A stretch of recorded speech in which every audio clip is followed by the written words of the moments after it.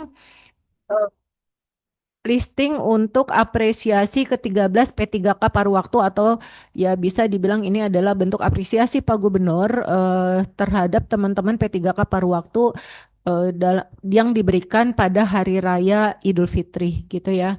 Jadi memang kita membuat ini dalam bentuk keputusan gubernur gitu ya. Karena memang di dalam PP 9 tahun 2026 ini aturan mengenai eh, Pergub THR ini nomenklatur dari P3K paruh waktu itu tidak ada di dalam PP-nya dan pemerintah Provinsi DKI Jakarta eh, tetap memberikan eh, apa ya apresiasi buat teman-teman P3K paruh waktu yang diberikan dalam rangka menyambut Hari Raya Idul Fitri. Besarannya berapa nanti Bu Kapus Datin dan juga mungkin Bu Sekban dan Bu Kabid Pengadaan dan Mutasi yang akan mensosialisasikan besaran dari apresiasi ke-13 untuk teman-teman P3K paruh waktu. Saya mohon listing hari ini sudah keluar sehingga teman-teman bisa mulai melakukan pencairan di hari ini dan besok ya. Dan saya harap sih kami dari BKD berharap tidak lebih dari hari Jumat untuk pencairan teman-teman P3K paruh waktu ini. Kemudian Bapak Ibu sekalian yang saya hormati, sesuai dengan Pergub nomor 8 tahun 2026 tentang pemberian tunjangan hari raya bagi PNS, CPNS, dan P3K, eh, maka kami juga akan mengeluarkan listing bagi para PNS dan CPNS serta P3K. Ya, nanti dijelaskan juga oleh Ibu Kapus bagaimana mekanisme listing tersebut terutama untuk teman-teman yang P3K yang masa baktinya belum 1 tahun. Ya, ya, karena sesuai dengan PP, karena ini saya sampaikan secara garis besar saja, nanti Ibu Kapus dan Ibu Sekban serta Bu Kabit yang akan menjelaskan. Di dalam PP di dalam Pergub dijelaskan untuk P3K yang masa waktunya 1 tahun itu akan mendapatkan besaran 1 kali gaji gitu ya sesuai dengan penghasilan bulan sebelumnya. Nah, bagaimana dengan teman-teman P3K yang pengangkatannya di bulan September dan bulan Oktober. Nah, ini akan dijelaskan karena memang kan kalau secara proporsional mereka eh, belum mendapatkan 1 tahun. Tetapi untuk teman-teman P3K yang berasal dari non ASN pemerintah Provinsi DKI Jakarta, alhamdulillah Pak Gubernur juga memberikan kebijakan bahwa mereka akan mendapatkan besaran minimal sama dengan UMP pada tahun yang berkenaan. Nah, nanti mekanisme listingnya ini akan disampaikan oleh Ibu Kapus karena memang untuk listing P3K penuh waktu yang belum 1 tahun akan terbit dua gitu ya. Bu Kapus nanti akan menjelaskan teknisnya. Nah, ini tolong nanti teman-teman bisa mensosialisasikan kepada teman-teman P3K. Nah, kemudian untuk listingnya PNS dan CPNS untuk THR ini kita berharap di hari Jumat ini sudah bisa diproses oleh teman-teman semua seperti itu. Nah, kemudian juga kami juga perlu menyampaikan kepada Bapak Ibu sekalian, Insya Allah berdasarkan Pergub TPP bahwa memang listing TPP reguler itu bisa di pasal 35 itu bisa dikeluarkan pada momen-momen tertentu misalnya sebelum cuti bersama di Hari Raya Idul Fitri. Alhamdulillah Pak Gubernur, terima kasih kepada Pak Gubernur. Pak Gubernur juga sudah menyetujui untuk listing TPP pada bulan reguler bulan Maret ini akan kita keluarkan juga di tanggal 17. Jadi saya mohon buat Bapak Ibu semua Karena memang ini banyak sekali pekerjaan kaitan listing yang kaitan dengan hajat hidup teman-teman kita semua. Teman-teman semua nanti bisa menyelesaikan dengan baik di tanggal 17 Maret karena kita akan sudah mulai cuti di tanggal 18 Maret sampai dengan tanggal 24 Maret dan di tanggal 25 Maret kita sudah mulai bekerja seperti biasa. Jadi saya mohon SPM seluruhnya termasuk yang tadi TKD reguler yang biasanya terbit di tanggal 20 atau 21 akan keluar di tanggal 17 Februari. Maret, 17 Maret. Jadi seperti yang saya sampaikan tadi, tolong semua bisa diselesaikan sebelum cuti bersama teman-teman semua cuti bersama. Kemudian hari ini juga tadi udah saya sampaikan, kita akan mendengarkan sosialisasi terkait penghitungan pajak TER oleh teman-teman BPKD dan Dirjen eh, Pajak. Jadi silakan hasil sosialisasi nanti bisa disampaikan kepada seluruh teman-teman semua. Saya rasa itu silakan mungkin kita pajak dulu. Silakan dari BPKD dan Dirjen Pajak untuk bisa menyampaikan sosialisasi tentang penghitungan pajak TER karena kemarin tuh cukup ramai. Kenapa PJLP bisa sampai dipotong 300.000 ya?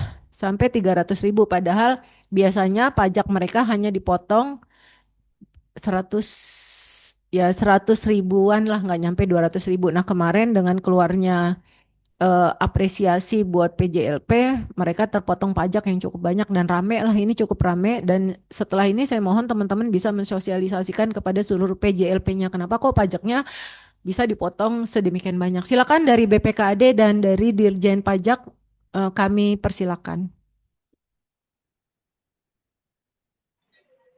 Baik, terima kasih Ibu Kepala Badan Kepegawaian Daerah, Ibu Premi Lesari. Assalamualaikum warahmatullahi wabarakatuh. Selamat pagi Bapak Ibu, seizin Ibu Kepala BKD Provinsi DKI Jakarta dan rekan-rekan dari SKPD, UKPD. Perkenalkan nama saya Budi Asi, saya berasal dari BKD, yang mana mungkin dalam kesempatan di forum ini nanti akan bersama-sama dengan Dirjen Pajak Kanwil Jakarta Pusat untuk menjelaskan tentang terkait dengan perhitungan PPh 21 bagi pegawai tetap. Jadi kalau di istilah di perpajakan memang untuk PJLP termasuk dalam kriteria pegawai tetap. Nah, terkait dengan hal itu mungkin juga sudah disampaikan oleh Kepala Badan bahwa apresiasi PJLP memang sudah dilaksanakan dari hari Senin kemarin sampai dengan saat ini masih berproses dan untuk progres dari pencairan per hari sore kemarin sudah 99,6%. Jadi tinggal 2 unit kerja lagi yang belum menyelesaikan proses listing di struktur dan pengelola keuangan. Nah, terkait dengan juga tadi disampaikan oleh Ibu Kepala BKD untuk penerbitan listing TPP reguler di bulan Maret atas kinerja bulan Februari, memang nanti dijatuhnya pada tanggal 17 Maret seperti yang disampaikan oleh Ibu Kepala BKD, namun nanti untuk pemindah bukuan ke dalam rekening pegawai Pemprov DKI Jakarta dilakukan pada tanggal 23 Maret. Mekanismenya sama seperti dengan pembayaran gaji pada tanggal 1 yang dimana tanggal satunya itu hari libur atau tanggal merah. Nah, terkait dengan mekanisme perhitungan PPh 21 bagi PJLP dan P3PW, di mana saat ini memang dinamika yang sedang terjadi adalah perubahan perhitungan antara tahun lalu dengan tahun ini, di mana memang kami mengimplementasikan dari Peraturan Pemerintah Nomor 58 Tahun 2023 serta PMK Nomor 168 Tahun 2023 tentang petunjuk pelaksanaan pemotongan pajak atas pelaksanaan sehubungan dengan pekerjaan, jasa, atau kegiatan orang pribadi. Dalam kesempatan ini memang untuk pemotongan PPh, implementasi PPh 21 atas PMK dan PP tersebut di atas, memang untuk PJLP baru diimplementasikan pada Januari tahun 2026. Memang baru diimplementasikan pada Januari 2026. Namun untuk PNS dan P3K sudah kami implementasikan dari tahun 2024 dan 2025. Jadi memang pertimbangannya sangat jauh, sangat matang, dan ini sudah diperhatikan, sudah dikaji bersama BPKD dan BKD, kemudian diputuskan untuk diimplementasikan PJLP di tahun 2026 ini. Lalu kemudian sebelum kami mengimplementasikan PP 21 ini atas PP dan PMK 168, itu memang sudah beberapa kali kami sosialisasikan, baik dalam forum Kopi Sedap maupun dalam sosialisasi perpajakan yang ada di Pemprov DKI Jakarta. Dan mungkin juga selaras dengan apa yang disampaikan oleh Ibu Kepala BKD untuk bersama-sama jajaran seluruh Pemprov DKI Jakarta dapat mengedukasi pengetahuan dan perhitungan PPh 21 yang baru. Nah, mungkin juga informasinya kalau dapat saling mengecek di kalkulator pajak.go.id pun sudah terupdate. Dalam arti kata ketika misalnya Bapak Ibu secara pribadi memasukkan atau menginput besaran dari penghasilan bruto, yang mana penghasilan bruto ini nanti penghasilan ditambah tunjangan-tunjangan yang melekat yang dibayarkan oleh pemberi kerja, dalam hal ini Pemprov DKI Jakarta. Lalu kemudian Bapak Ibu dapat memasukkan besaran itu beserta status dari perpajakan Bapak Ibu, lalu kemudian dapat terhitung. Nah, jadi memang untuk mengecek apakah perhitungan kami itu benar atau tidak, Bapak Ibu bisa langsung secara pribadi mengecek di kalkulator pajak.go.id.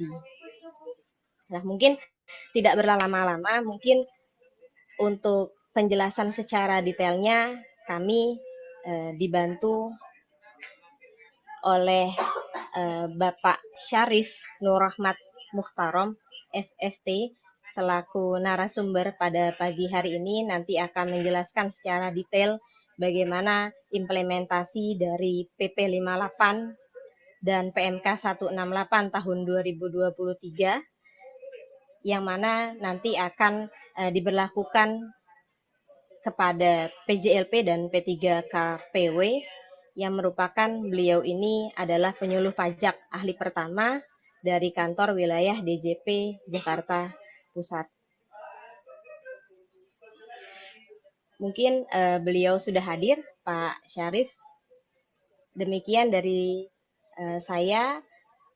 Untuk waktu dan tempat kami persilahkan kepada Pak Syarif. Terima kasih Bapak Ibu. Selamat pagi.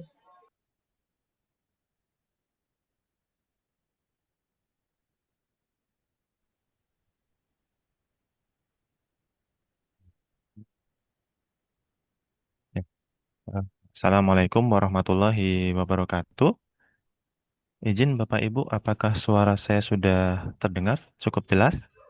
Terdengar Jelas, Pak. Pak Syarif. Ya, Pak, siap.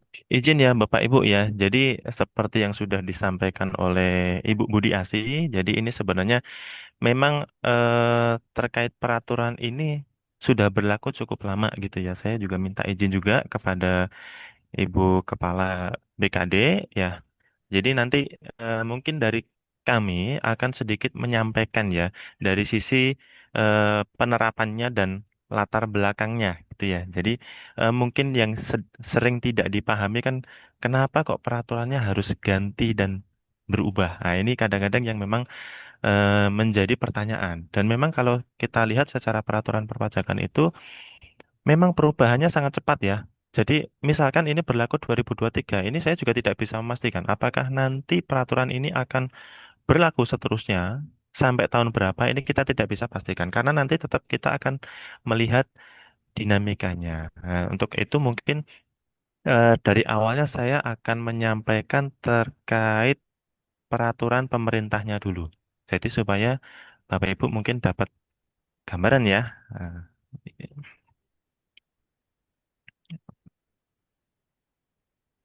hmm,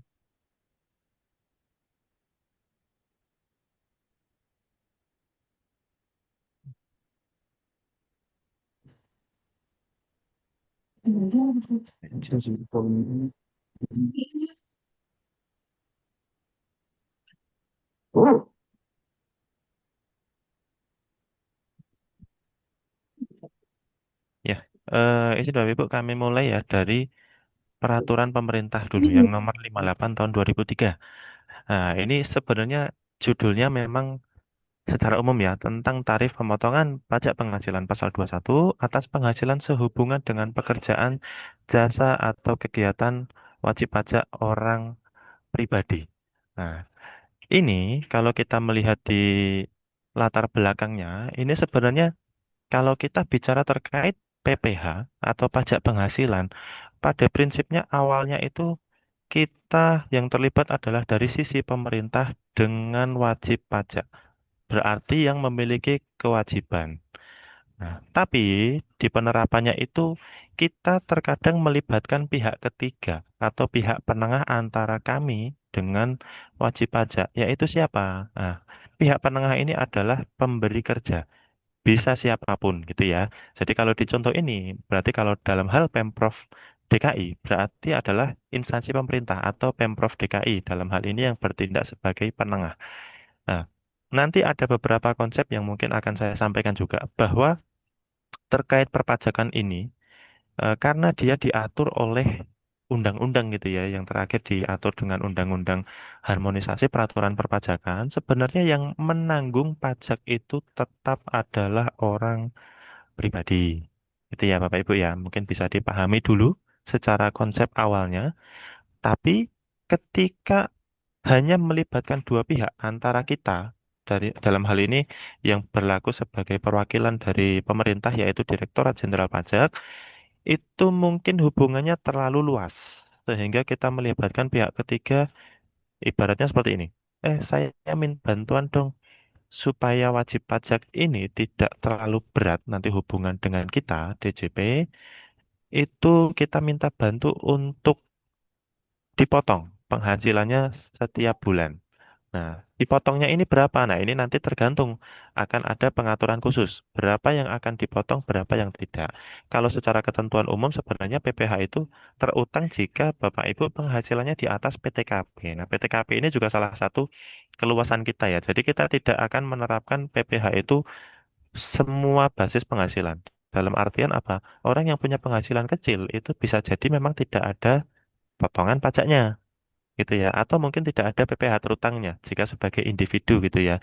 Nah, kita udah menetapkan batas PTKP itu untuk saat ini yang paling rendah adalah 54 juta selama setahun. Nah, kalau nanti dengan tanggungan yang lebih banyak berarti batas PTKP itu juga akan lebih besar. Nah, ketika tadi kita melibatkan pihak ketiga tadi, si pemberi kerja, tolong dong bantu potong penghasilannya supaya wajib pajak pegawai ini nanti ketika pelaporan SPT-nya atau penghitungan pajak di akhir tahun itu tidak memberatkan. Itu ya, dalam artian gini, kalau misalkan pajak itu dibayar seketika sekaligus dan satu waktu, itu pasti berat. Itu kita sudah memahami semua gitu ya. Bahkan mungkin kalau Bapak Ibu tidak mengalami ya, yang kemarin kejadian itu kita banyak di pekerjaan bebas. Jadi pekerjaan bebas nanti ada sedikit beda treatment gitu ya. Ada beda perlakuan dan kebijakan dari kami. Nanti landasannya sama sih. Sebenarnya sama kita memperhitungkan juga dari sisi wajib pajaknya, bukan pemberi kerjanya. Tapi kalau PP 58 ini dasarnya adalah kita memberikan kemudahan dari sisi pemberi kerja.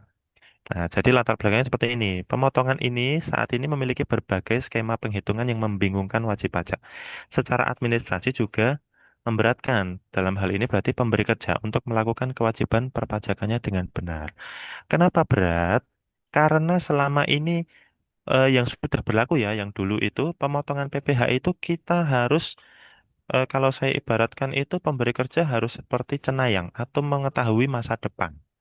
Jadi penghitungan itu PPh itu seperti kita mengetahui oh masa depan akan seperti ini. Sementara dinamika penghasilan itu selalu berubah-ubah gitu ya, tergantung dari kita sendiri. Saya contohkan misalkan pegawai swasta yang umumnya bekerja itu dia tidak akan menerima penghasilan yang nilainya tetap setiap bulan. Jadi misalkan ya, saya bekerja, ketika katakanlah saya tidak masuk 1 hari, maka nanti akan diperhitungkan, penghasilan saya akan dipotong. Nah, ini yang mungkin tidak tercapture dari sisi perhitungan lama, gitu ya. Jadi ibaratnya, Pak, kalau saya menghitung dengan model lama, itu kan berarti saya akan memperkirakan kurang lebih pegawai itu akan menerima penghasilan nominalnya sekian.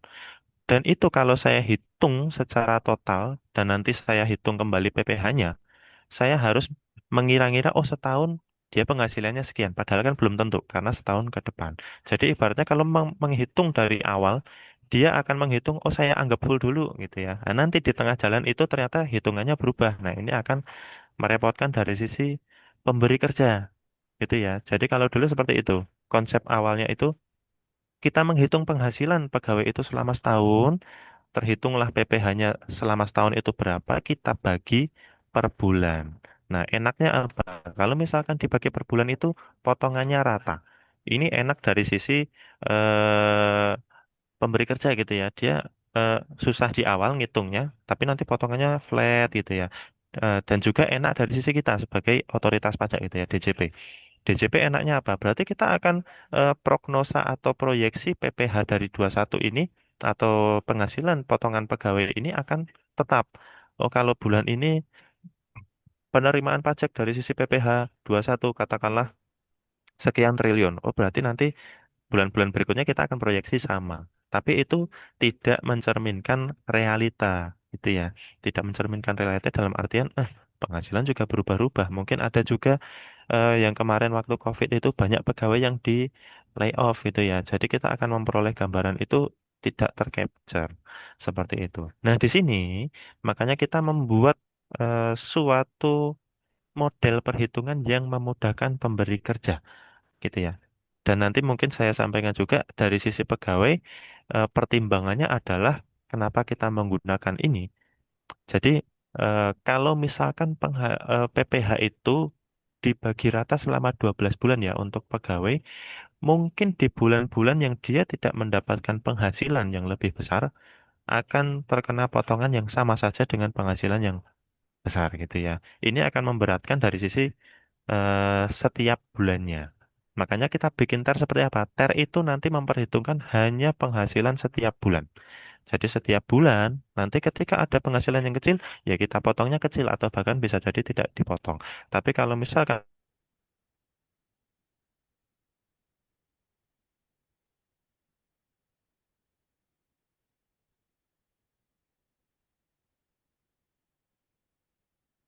yang kedua, dari sisi pemberi kerja, lebih mudahnya apa? Saya tidak perlu menghitung selama setahun dulu. Saya hanya perlu menghitung, oh bulan ini pegawai saya terimanya berapa. Itulah yang akan saya potong. Jadi itu konsep awalnya. Memudahkan dari sisi pemberi kerja dalam hal perhitungan gitu ya. Dan skema yang rumit gitu ya. Nah, kalau dulu diatur rumitnya itu ada di Perdirjen ya, Per 16 tahun 2016. Nah, itu cukup rumit gitu ya. Nah, ini dengan TER ini harapan kami akan lebih memudahkan di bulanannya. Nah, ini untuk dasar hukumnya sendiri, ini dia ada di undang-undang. Jadi kalau ini tadi peraturannya adalah PP, peraturan pemerintah, itu secara struktur memang dia di bawah undang-undang ya. Jadi kalau di urutannya itu selain TAP MPR, UUD, nah dia di bawahnya lagi. Undang-undang itu nomor 3, PP nomor 4. Nah, di sini di pasal 21 ayat 5 itu sebenarnya disebutkan bahwa tarif pemotongan atas penghasilan itu tetap mengikuti dengan sebagaimana dimaksud pada pasal 17 ayat 1 huruf A. Nah, kecuali ditetapkan lain. Ditetapkan lain ini dalam artian ketika ternyata dirasa rumit seperti tadi harus menghitung selama setahun dan terus dibagi lagi. Nah, kita bisa menetapkan lain penghitungannya supaya lebih sederhana dengan peraturan pemerintah. Maka terbitlah PP 58 2023 ini.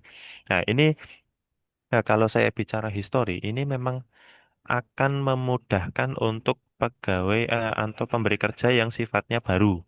Jadi kalau dan ini berlaku untuk semuanya ya Bapak Ibu ya. Jadi tidak hanya untuk instansi pemerintah, ini juga berlaku untuk swasta. Jadi berlakunya skop. Makanya ketika kita membuat pertimbangan peraturan ini kita tidak bisa mempertimbangkan hanya dari satu sisi saja. Nah, kita harus melihat dari berbagai sisi. Untuk saat ini yang paling besar memang jumlahnya ya apa ya? Berimbang lah antara instansi pemerintah dan swasta. Tapi kita mempertimbangkan yang swasta itu juga karena banyak perusahaan baru mungkin atau mungkin petugasnya yang baru sehingga mengalami kerepotan ketika menghitung. Sehingga terbitlah PP ini, PP 58 2023. Nah, ini sebenarnya diundangkannya juga sudah lama. PP ini di Desember, 7 Desember 2023, tapi berlakunya per 2024. Nah, kita memaklumi ya kalau untuk instansi pemerintah memang dia ada sedikit penyesuaian sehingga mungkin diterapkannya lebih lambat mungkin ya. Ini tidak hanya di Pemprov kok, Pemprov DKI, tapi semua instansi pemerintah yang di daerah lain itu juga sama. Jadi masih proses penerapannya itu bertahap untuk mereka, karena biasanya setiap daerah itu memiliki aplikasi perhitungan tersendiri ya, sehingga mereka harus menyesuaikan. Nah, ini masih kita akomodir. Tapi kalau untuk swasta ini sudah berlaku sejak 2024 dari awal. Jadi kalau misalkan polemik yang Bapak Ibu alami terkait potongan yang besar itu sudah terjadi dari tahun 2024. Sekarang 2026, berarti sudah 3 tahun gitu ya. Ini berlaku. Dari sini baru polemik karena baru diterapkan sekarang. Di swasta sudah dari lama dan sudah kita sampaikan mungkin lebih dipahami gitu ya. Nah, untuk tujuannya sendiri, ini adalah memberikan kemudahan dan kesederhanaan bagi wajib pajak dalam hal ini adalah pemberi kerja atau pemotongnya untuk menghitung potongan PPh di setiap masa. Terus yang berikutnya meningkatkan kepatuhan dalam melaksanakan kewajiban. Kenapa meningkatkan kepatuhan ini kita masukkan? Karena ketika poin satu ini kita pertimbangkan untuk memberikan kemudahan, seharusnya wajib pajak kan lebih patuh gitu ya dalam melaksanakan kewajibannya. Kalau dipersulit kan banyak yang nggak patuh gitu ya. Biasanya kan begitu. Mau sesuai peraturan aja kok susah gitu ya. Makanya di peraturan ini kita permudah dengan PP ini supaya lebih patuh. Terus yang berikutnya memberikan kemudahan juga dalam sistem administrasi perpajakan sehingga kita juga bisa validasi. Nah, untuk poin 3 ini sebenarnya tidak hanya berlaku untuk kita ya dari sisi otoritas perpajakan, tapi semua pihak bisa melakukan check and recheck. Tadi mungkin sudah disampaikan dengan Ibu Budi Asih gitu ya, bahwa perhitungan pajak itu sekarang bisa Bapak Ibu hitung sendiri melalui kalkulator .pajak.go.id. Itu bisa menghitung masing-masing. Nah, ketika menghitung itu, siapa yang bisa melakukan penghitungan? Saya sebagai pihak yang dipotong bisa melakukan itu. Saya sebagai pemberi kerja juga bisa mengecek perhitungannya apakah benar atau tidak. Terus kami dari Direktorat Jenderal Pajak juga bisa melakukan pengecekan apakah memang sudah benar atau belum. Jadi tiga pihak ini terlibat, semua bisa melakukan pengecekan atas kebenaran. Kalau metode lama seperti apa? Metode lama itu buat kami masih abu-abu, Bapak Ibu ya. Jadi yang tadi saya sebutkan bahwa pemberi kerja itu harus mengetahui masa depan. Dia akan memperkirakan, oh penghasilan pegawai ini bulan Januari sampai Desember nominalnya sekian, saya hitung PPh-nya, nanti saya bagi rata selama 12 bulan. Itu kalau zaman dulu yang tahu hanya pemberi kerja atau bendahara, gitu ya. Tapi kalau sekarang semua bisa melakukan check and recheck. Pegawai yang dipotong bisa melakukan pengecekan itu. Terus kita sebagai Direktorat Jenderal Pajak juga bisa. Jadi harapan kami adalah dari sisi transparansi, dari sisi transparansi itu eh, dari sisi transparansi lebih memudahkan semua pihak untuk melakukan pengecekan. Kalau dulu saya akui abu-abu Bapak Ibu, ketika pemberi kerja itu melaporkan SPT satu misalkan ya, oh ibaratnya saya kemarin motong loh pegawai itu nominalnya sekian sekian. Wah saya tahu dari mana gitu ya, karena saya nggak bisa ngecek juga. pengecekan itu hanya bisa dicek di akhir tahun ketika melaporkan rekapitulasi. Nah, jadi selama Januari sampai November ini, saya sebagai pegawai katakanlah ya, yang menerima penghasilan itu saya juga abu-abu. Harusnya saya dipotong berapa sih? Saya nggak bisa ngecek itu. Terserah mereka aja. Atau kami dari pajak gitu ya, otoritas pajak saya juga nggak bisa. Nanti klarifikasinya hanya di akhir tahun. Jadi kami kalau dari sisi perpajakan atau otoritas pajak itu, kenapa kita harus mengecek ini? Karena tadi kami melibatkan pihak ketiga atau pemberi kerja. Nah, siapapun itu ya, baik swasta maupun instansi pemerintah. Nah, kita dari sisi otoritas pajak itu ingin memastikan bahwa penghasilan Bapak Ibu sebagai pegawai yang dipotong itu jumlahnya benar dan disetorkan dengan nominal yang sesuai.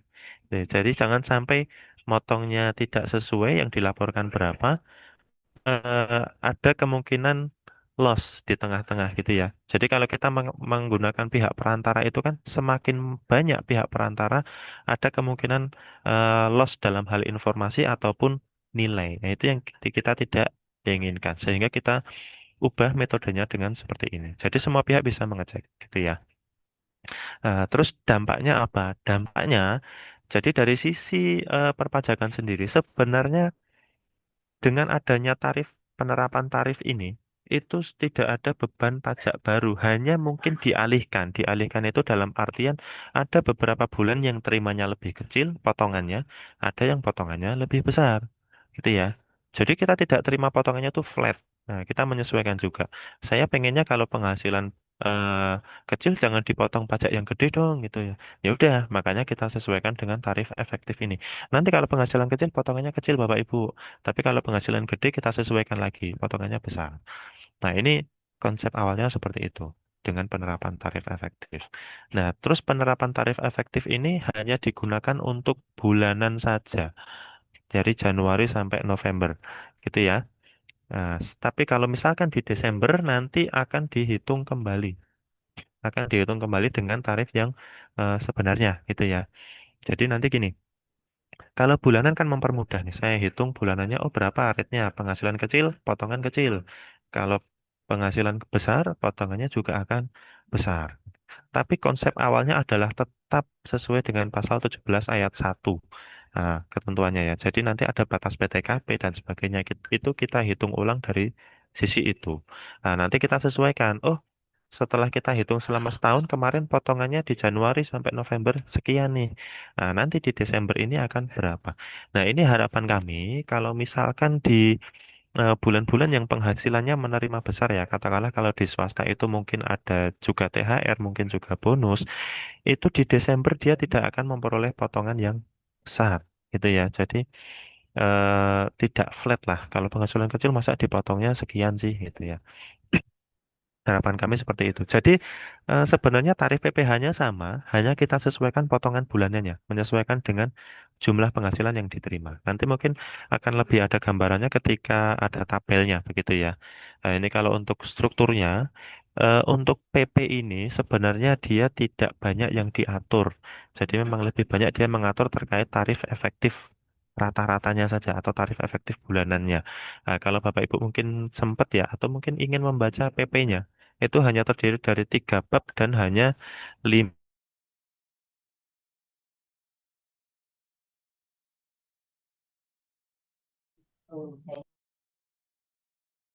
pasal 2 ini, yaitu tarif pasal 17 dan tarif efektif. Tarif pasal 17 di PP ini tetap kita sebutkan supaya tidak menjadikan rancu, karena dasar perhitungan PPh-nya itu tetap seperti itu. Nah, ini eh, di pasal 17 ayat 1, tadi kan saya hanya menyebut pasalnya ya, tapi tidak terlihat berapa tarifnya. Ini sebenarnya tarif pemotongan ini sudah berlaku cukup lama, tapi memang hanya kita perbarui melalui Undang-Undang Harmonisasi Peraturan Perpajakan ya di 2021. Jadi kalau dulu yang beda adalah lapisan pertama dan lapisan terakhir.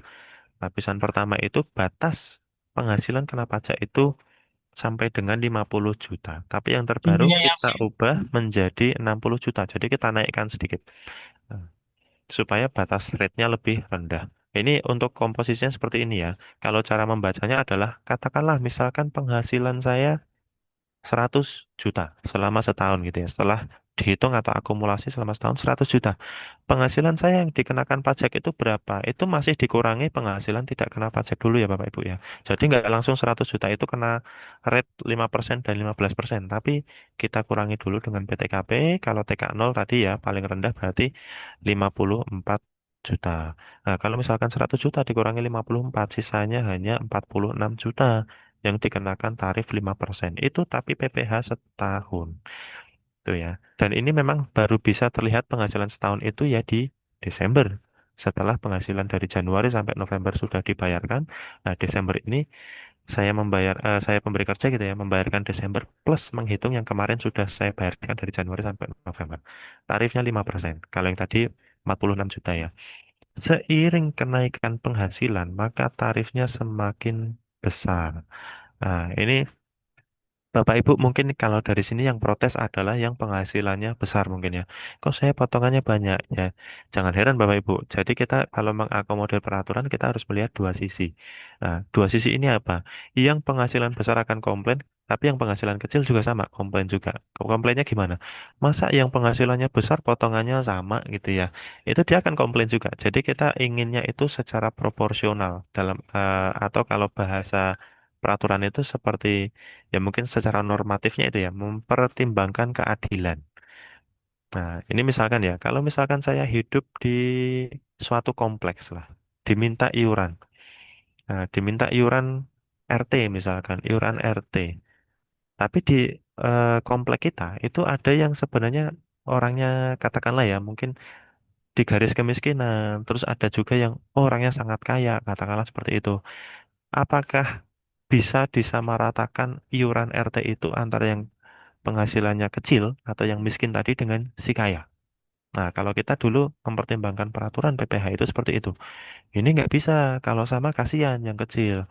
Masa katakanlah ya, iurannya 100 ribu. Masa yang penghasilannya cuma 2 juta, dia harus iuran RT 100 ribu. Tapi yang penghasilannya katakanlah ada yang nyampe 100 juta, masa iurannya cuma 100 ribu? Nah, itu dari sisi ketidakadilan seperti itu. PPh sama Bapak Ibu. Dia konsepnya juga seperti itu. Kita mempertimbangkan seperti itu. Kalau penghasilannya kecil ya tarifnya kita bikin kecil. Kalau yang penghasilannya besar, tarifnya semakin besar. Itu konsep dan gambaran awalnya. Nah, terus yang tarif efektif ini, kalau di PP ini kita membaginya sebenarnya ada dua poin ya. Yang pertama tarif efektif bulanan dan yang kedua tarif efektif harian. Kita tidak akan membahas harian karena harian ini dilakukan untuk pekerja lepas yang memang penghasilannya sesuai dengan hari dia bekerja gitu ya dan dibayarnya per hari gitu ya, bukan per bulan. Nah, kalau di sini saya lihat sih untuk Pemprov DKI tidak ada yang menggunakan ter harian ya untuk pegawainya kecuali kalau mungkin ada suatu proyek tertentu, nah itu dimungkinkan. Tapi kalau untuk PJLP, terus ASN, P3K, dan PNS gitu ya, itu seharusnya menggunakan sama Bapak Ibu, tarif efektif bulanan. Jadi tidak ada perbedaan perlakuan. Dari sisi PJLP kalau menanyakan, itu enak banget tuh yang ASN sama Bapak Ibu, dia juga kena tarif efektif bulanan juga gitu ya. Nah, ini kita bagi lagi. Jadi, ini kita bagi tiga lapis lagi ya. Jadi, ada TER A, tarif efektif rata-rata untuk yang kategori A. Terus ada kategori B dan kategori C. Ini kita bedakan tiga lagi. Kenapa? Karena nanti batasannya juga berbeda. Orang yang tanggungan lebih besar itu pasti akan kena atau batasan pajaknya itu lebih tinggi.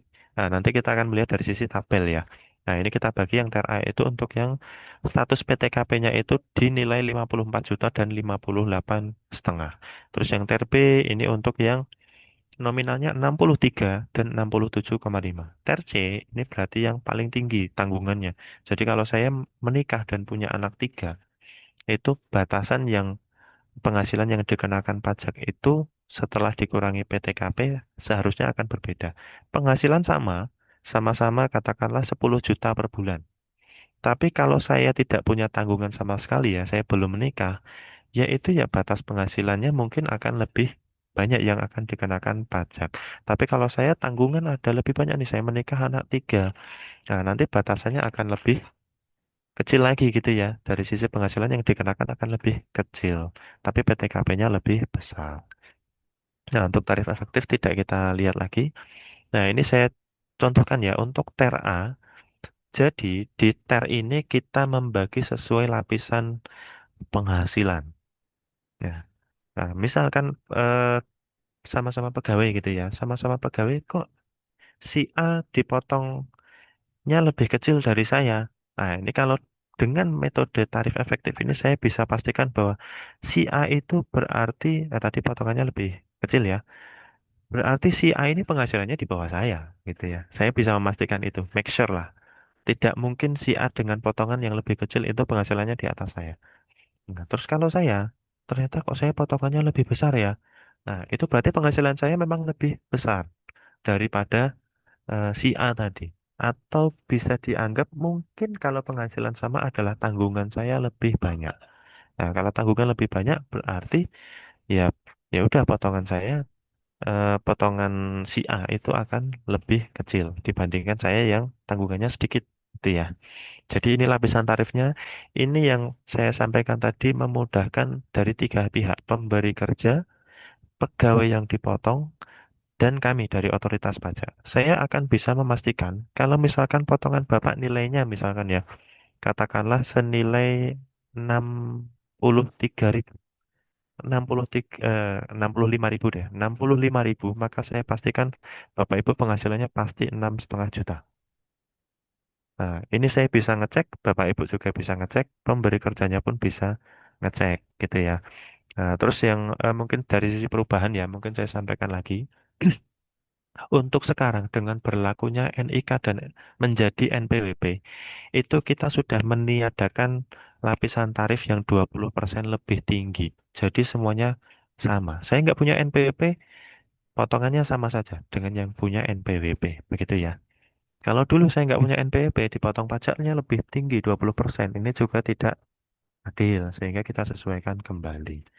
Nah, ini kalau dari tabelnya bisa Bapak Ibu lihat, TER A dengan tanggungan yang paling kecil itu dia mulai dikenakan pajak ketika penghasilannya di atas 5.400.000 lebih Rp1.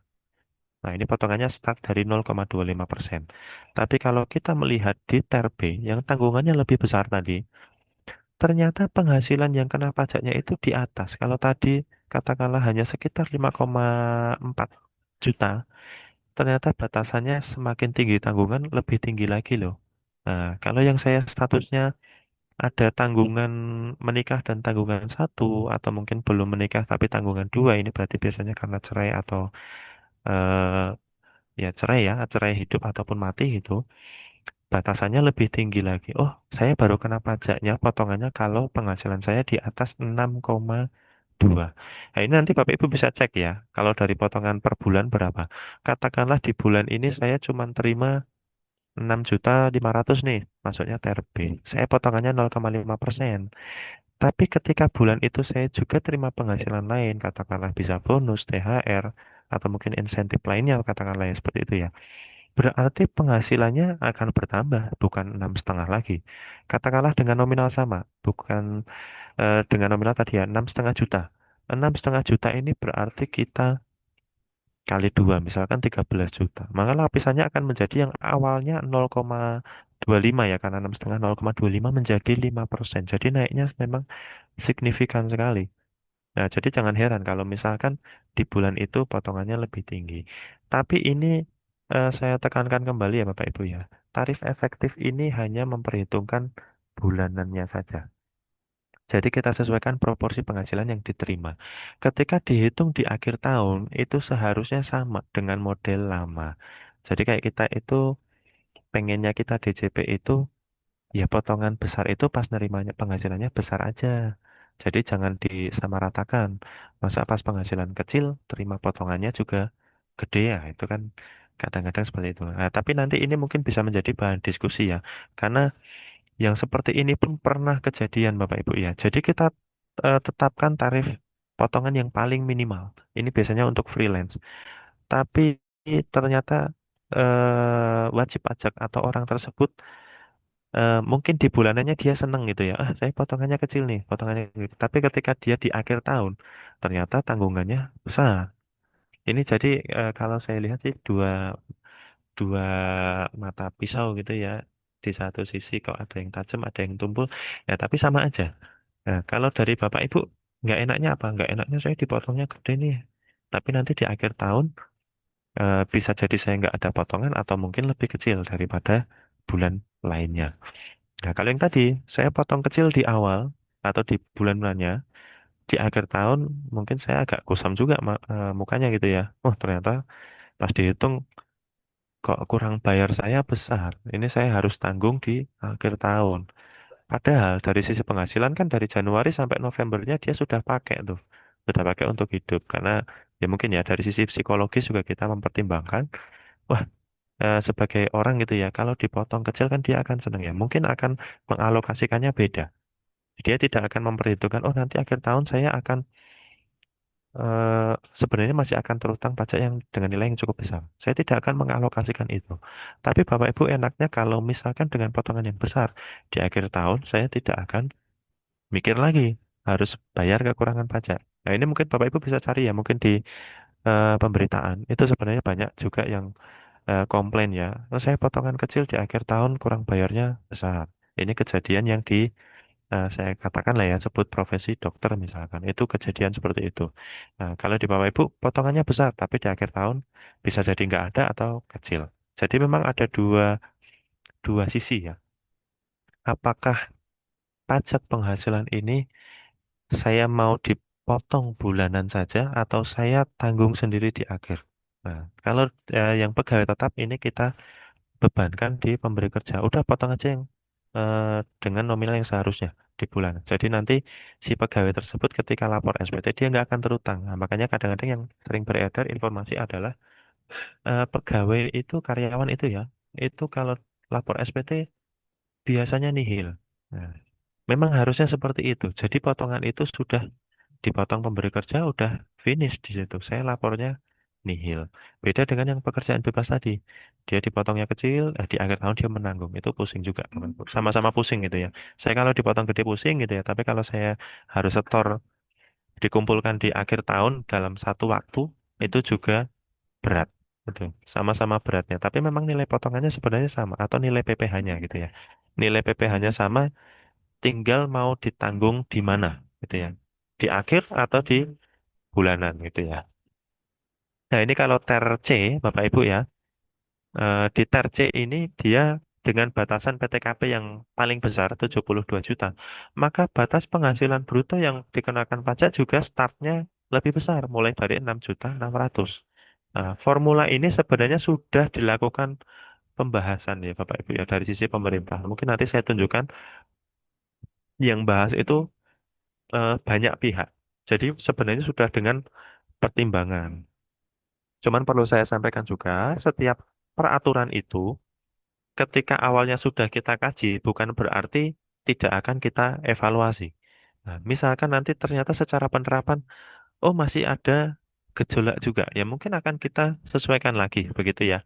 Tapi itu setelah masa evaluasi. Dan sebenarnya kalau boleh saya sampaikan, untuk penerapan TER ini yang sudah berjalan 3 tahun ya, pada umumnya, kecuali di Pemprov khusus PJLP tadi, yang baru tahun ini, itu sudah atau sedang dilakukan evaluasi ya. Itu sudah disampaikan juga oleh staf Menteri Keuangan.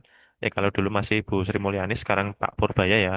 Itu sudah sedang dikaji kembali. Apakah akan diterapkan lebih lanjut atau akan kita ubah lagi dengan mekanisme yang lebih memudahkan. Cuman tadi ya, tetap dua mata sisi lagi. Ketika kita memberikan atau lebih memihak dari sisi pegawai, maka bisa jadi yang akan direpotkan adalah pemberi kerja. Atau kayak tadi, kita mudahkan pemberi kerja. Nah, ini yang akan repot dari sisi pegawai. Cuman sebenarnya kalau boleh saya eh, apa ya namanya, saya tekankan penerapan TER ini lebih ke pemberi kerja Bapak Ibu ya, pemberi kerja dalam hal dia memotongkan. Karena tadi kan mempermudah ya, tapi enaknya kita bisa mengecek. Nah, ini sebenarnya ya tadi ya sudah persetujuan banyak pihak. Ini lapisan TER-nya. Jadi yang diatur di PP ini sebenarnya dia nggak banyak, hanya tarif efektif saja, seperti itu. Nah, ini kalau misalkan dari contoh perhitungan ya Bapak Ibu ya. Dari contoh perhitungan seperti ini, Ini katakanlah untuk pegawai, contoh di sini adalah yang penghasilannya flat. Dia tidak terima THR, tidak terima apapun. Gajinya flat 10 juta. Nah, 10 juta, kalau saya dari sisi pemerintah itu mempertimbangkan pemberi kerja, eh, ini dong, si Tuan R itu apakah benar dia nanti akan bekerja full di tempat Anda selama 12 bulan? Gitu ya. Nah, kalau misalkan iya, nah sebenarnya nanti hitungannya seperti ini, tapi kita tidak bisa memprediksi masa depan, gitu ya. Makanya perhitungan lama itu seperti ini Bapak Ibu ya. Di contoh yang tabel kiri nih, perhitungan bulanan yang dulu itu seperti ini, 226. Nah, tapi memang akan ada selisih ya. Kalau dulu pasti flat, rata. Enaknya kalau penghasilannya memang rata ya oke aja gitu ya, pakai model lama. Tapi di kita ada sedikit adjustment di Indonesia itu eh, agak khusus gitu ya. Jadi beda dengan mungkin negara lain gitu ya. Kalau negara lain rata-rata mereka flat. Yang tidak flat itu kalau misalkan terima bonus. Tapi kan tidak mungkin juga terima bonus itu setiap tahun gitu ya. Bisa jadi suatu perusahaan itu mengalami kerugian. Ya kalau kerugian masa akan memberikan bonus kan nggak mungkin ya. Jadi bonus kalau di swasta rata-rata diberikan jika memang ada keuntungan seperti itu ya. Ada keuntungan ya udah saya kasih bonus atau capaian-capaian tertentu. Nah, tapi kalau contohnya flat seperti ini, jadi potongan bulannya 226.000 dengan menghitung tarif TER itu potongannya 200.000. Efeknya apa? Selama Januari November saya terimanya lebih kecil nih 200, potongannya lebih kecil 200.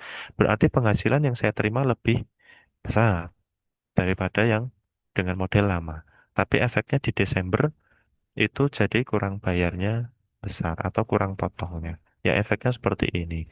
Nah, kalau kita dengan memperhitungkan THR tadi, eh, harapan kami pas penghasilannya besar ya dipotongnya besar. Jadi nggak numpuk di Desember seperti ini Bapak Ibu ya.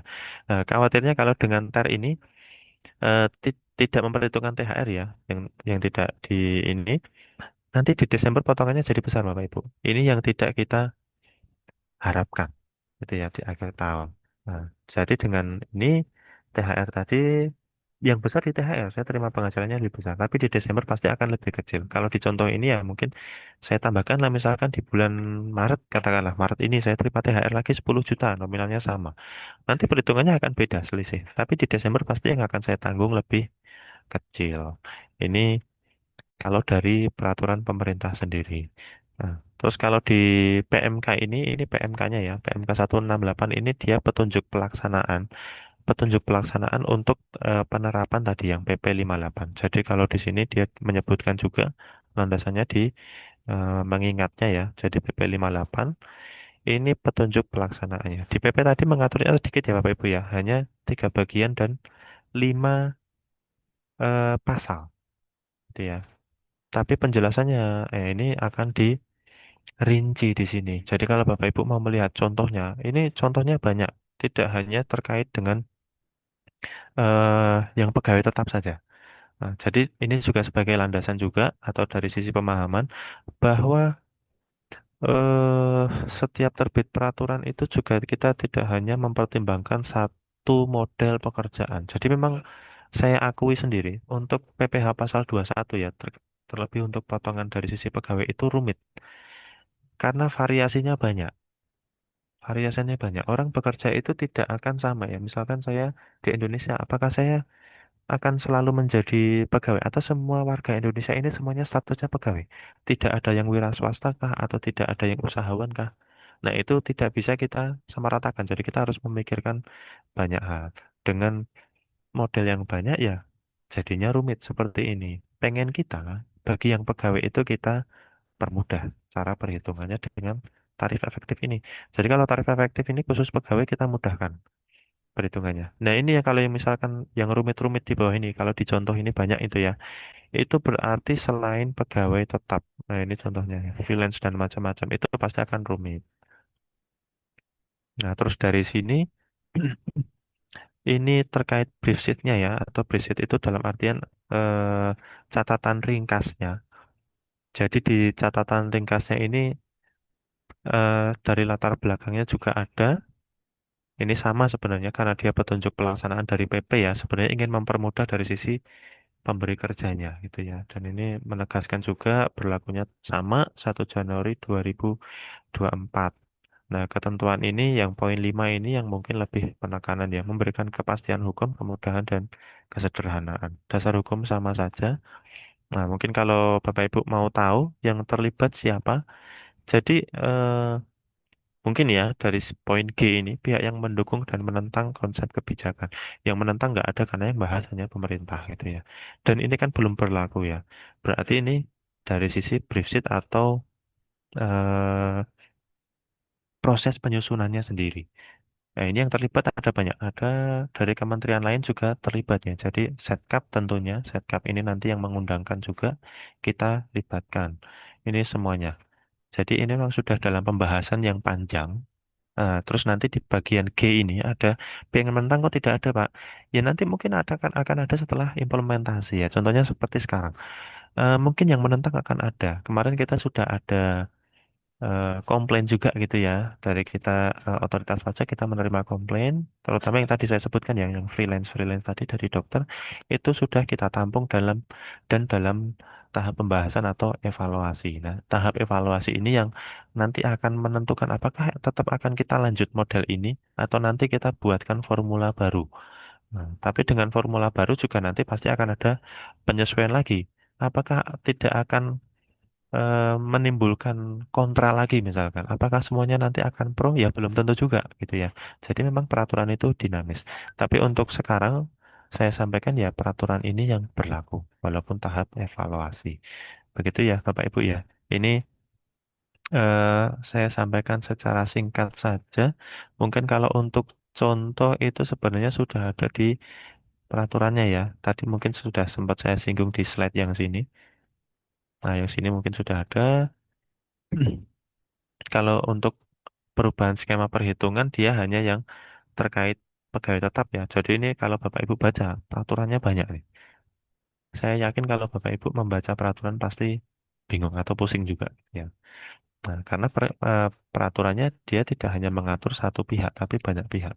Kalau mau ngecek yang bagian mana saya Pak, wah itu harus nyari sendiri nih. Tapi sudah kita simplifikasi untuk yang pegawai tetap tadi. Nah, jadi dia mengaturnya banyak seperti ini ya.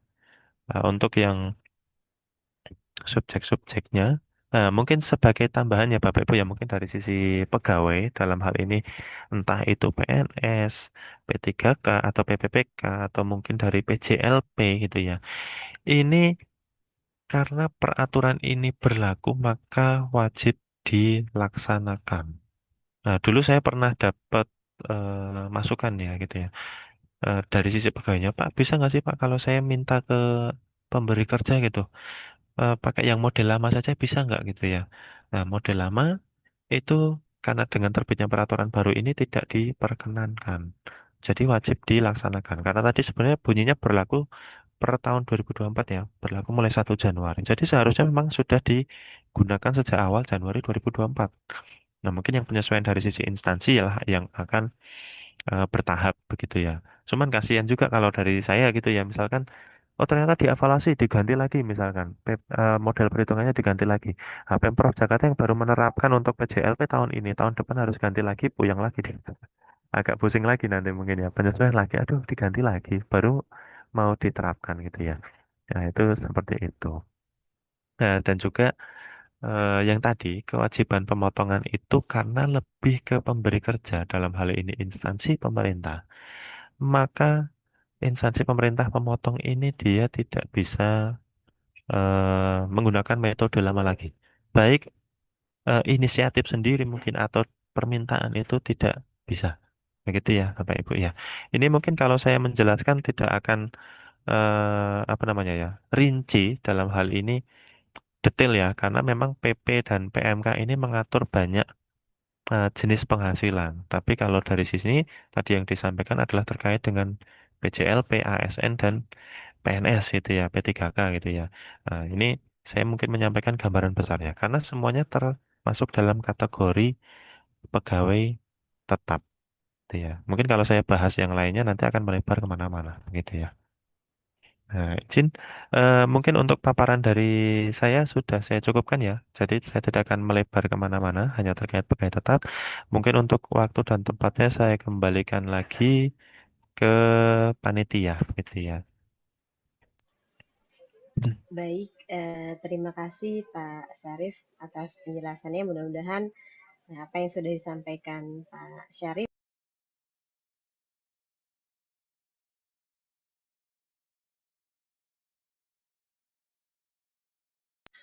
Ya, baik. Terima kasih Pak Syarif atas paparan dan penjelasannya. Mudah-mudahan apa yang telah disampaikan oleh Pak Syarif dari Kanwil DJP Jakarta Pusat dapat menjadi edukasi kita bersama. Nah, mungkin eh, selanjutnya bisa dipersilahkan kami kembalikan lagi kepada Ibu Kepala Kepegawaian Daerah, Kepala Badan Kepegawaian Daerah untuk dilanjutkan acaranya. Terima kasih. Selamat siang Bapak Ibu. Terima kasih Ibu dari BPKD dan Pak Sarif dari Dirjen Pajak. Jadi teman-teman semua intinya kenapa bulan ini pajaknya cukup besar karena memang penghasilannya dihitungnya sangat penghasilannya besar gitu ya kalau tadi Pak Sarif sampaikan daripada nanti dipotongnya di akhir Desember. Jadi tolong sampaikan kepada seluruh lingkungan di jajaran Bapak Ibu semua, entah itu PJLP, entah itu P3K paruh waktu, entah itu P3K, entah itu CPNS atau PNS, bahwa pasti teman-teman itu akan mendapatkan potongan pajak yang lebih besar dibandingkan dengan dibandingkan dengan bulan sebelumnya. Baik, Bapak Ibu sekalian, terima kasih Pak Sarif dan Mbak Budi Asih dari BPKD.